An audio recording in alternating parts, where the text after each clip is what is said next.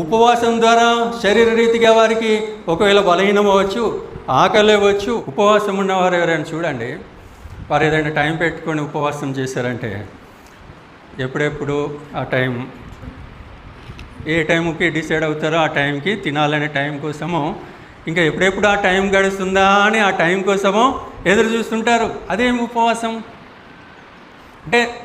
ఉపవాసం ద్వారా మనము దేవునిలో బలపరచబడడానికి, మనం దేవునితో మన సమయం గడపడానికి కేటాయించిన సమయం కాబట్టి మనం ఇంకా శరీర సంబంధమైన విషయాల పట్ల ఎక్కడ ఆలోచన, ఎక్కడ ఆసక్తి కలుగుతుంది. అందుకే యేసు ప్రభుల వారు ఆ 40 రోజుల తర్వాత ఆయన ఆత్మలో బలము శక్తి పొందుకున్నాడు. ఆయన ఆత్మలో బలం శక్తి పొందుకున్నాడు. ఆయన 40 రోజుల తర్వాత నీరసించుకోలేదు యేసు ప్రభుల వారు.